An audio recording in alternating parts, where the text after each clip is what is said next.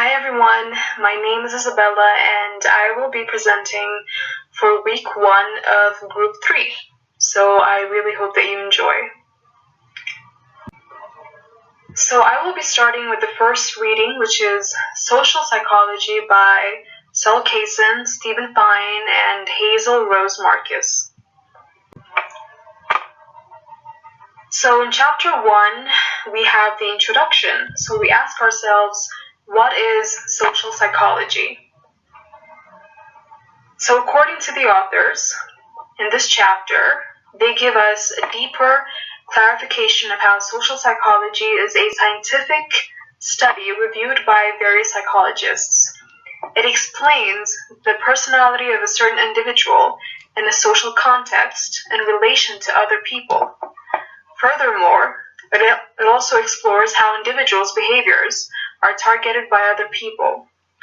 Social psychology has a deep understanding towards how people interact with one another, as well as how they respond and receive verbal and physical signals from those around them.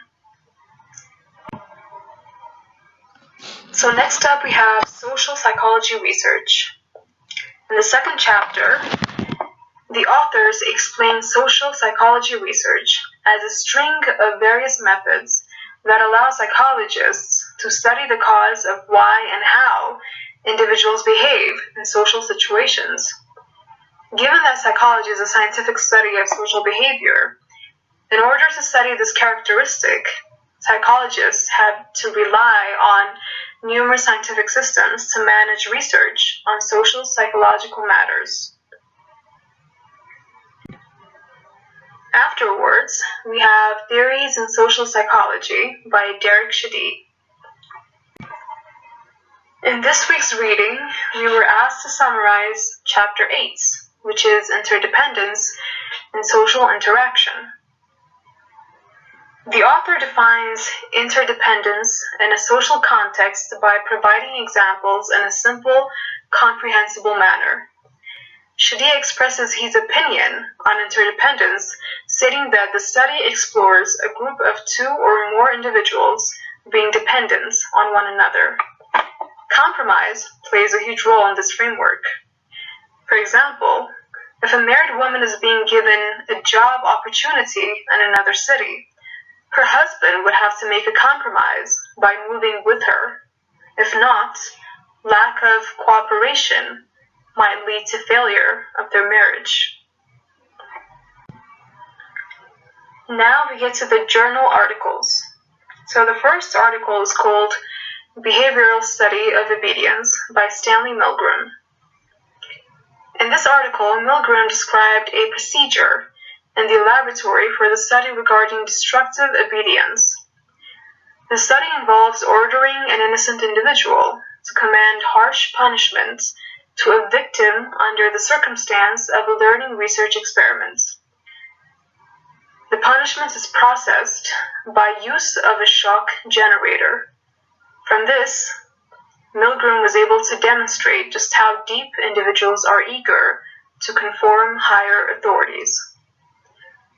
As an example, Milgram wanted to examine whether Germans specifically received command from higher authorities, as this could be a justification for the killings in World War II.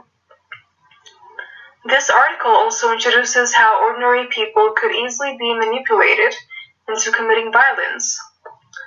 Obedience may be educative and refer to acts of compassion at times, but nonetheless, it encourages destruction. Possibly have behaviors which make clashing unavoidable, with prisoners lacking respect for the law and guards being dominant and disrespectful. It is possible that guards and prisoners may act in an agitated state due to the aggressive ruling of the commanding authority. If guards and prisoners were well behaved, this experiment would have been proven wrong. So as part of the presentation, we were also asked to discuss 5 main points from this week's readings. And personally, for me, they are social psychology, interdependence, obedience, aggression, and power. So the first major topic is social psychology. Social psychology, the scientific study of exactly how people's personalities are affected by the actual or imaginary presence of others, is known as social psychology. Psychology as a whole not only focuses on the human mind, but above that, it also analyzes the language of an individual's body. A good example would be allowing two groups of children to play and witness their stage of aggression whilst they play violent or non-violent games. It is very likely that aggressive children are most definitely to watch violent programs and play more violent video games. The second major topic is interdependence. So interdependence is a mutual dependence between two or more behaviors and two or more things. Similar to obedience, interdependence can provoke negativity as well as positivity. And from this week's reading, interdependence is a symbol of both. For example, from this week's readings, interdependence is described as a sign of both obedience and aggressiveness in order to help fulfill needs, whether they are emotional, psychological, or spiritual. The third major topic is obedience. Another point discussed in this week's readings is obedience. Obedience is a manner of hearts with respect to a greater authority. When we normally think of obedience, we think of doing what one is instructed to do. But in this week's readings, obedience is demonstrated as an act of slavery to bullying. Obedience poses the question whether or not it can be bad, because it can sometimes cause destruction. A soldier who obediently fights war for his country is called a hero.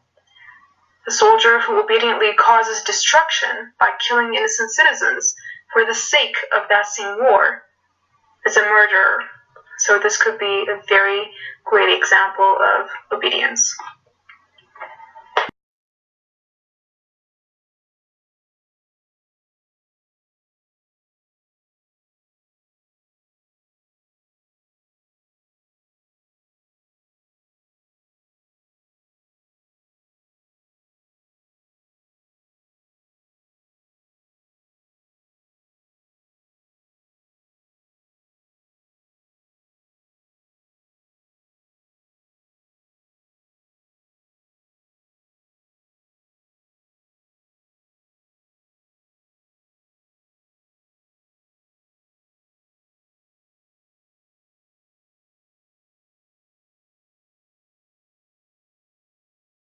So the final major topic is power.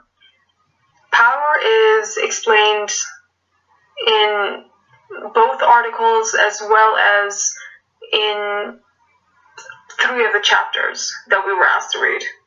Power is the capability to inspire or entirely control the attitude of people, whether it's personal, political, professional, or psychological. From this week's readings, power is observed from many perspectives. For example, power is a struggle through any relationship when a compromise is shattered. Another example is power has the tendency to create aggressiveness when it's overused in a harmful situation. Last but not least, I developed 2 questions I would like to present to my fellow classmates, and the first question is, in the book Social Psychology, there is an argument that many people believe psychology is common sense, but sadly, personally, I think it's not true. Common sense refers mainly to a set of beliefs and skills, whereas psychology uses systematic and objective methods of observation and experimentation. A great example given in the book is Kurt Lewin, a German-American psychologist who fled to the United States during the World War II era. Kurt was a well-educated man who was on his way to develop his own theory when the Nazis gained power in Germany, At that point, he decided to leave. The horrors of World War II can never be explained, but given that Lewin experienced horror in his birth home, he was able to originate a theory explaining the human behavior in terms of the forces and tensions that move us to action. So from this context, one might consider an individual's behavior as a determination towards a certain goal, whether it's evil or good. So my question to you is, would you commit an evil act to fulfill your goal, all the while knowing it's a crime? If your goal was to succeed every day by causing a massacre, would you do it? Is that common sense or is that psychology? Let me know what you think. And the second question is, in Stanley Milgram's article, he described a procedure for the study of destructive obedience in the laboratory. The study consists of ordering an innocent individual to manage increasingly more harsh punishment to a victim in the context of a training experiment. The penalty is administered by way of a shock generator. Obeying the unjust is a sign of kindness in Christianity, being a servant to God. But from the article's perspective, it's a sin. So my question to you is, would you suffer for the sake of obeying your master? Would you hurt someone for the sake of obedience, even if it's unjust? If you commit a crime, such as terrorism, for example, terrorism is a crime that is being committed not only in America but all over the world. So is it possible for you to feel no remorse whatsoever for the crime that you committed? Will you defend yourself stating that you were obeying your master? So this is my second question to you. Let me know what you think. And in conclusion, I summarized my presentation. So this week's readings have taught us the meaning of psychology, interdependence, obedience, aggression, and power, and how they have a tendency to cause harm if not verbally or physically used properly. Behavioral obedience is the act of fulfilling someone's order, usually from an authority or respected individual. All of the above features are necessary for an individual or a society, but can also be harmful when the obeyed order crosses a moral, legal, and cultural boundary. Aggression can be an end result of harmful acts of obedience, similar to actions taken by the Nazis in World War II. As briefly explained in the presentation, interdependence can be a factor in both acts of aggression and obedience, reliance on the futures of the relationship and individuals' behaviors. Together, these behaviors help us provide a better understanding about human beings in social contexts. So thank you so much. This is the end of my presentation, and God, I really hope that you enjoyed it. Thank you so much.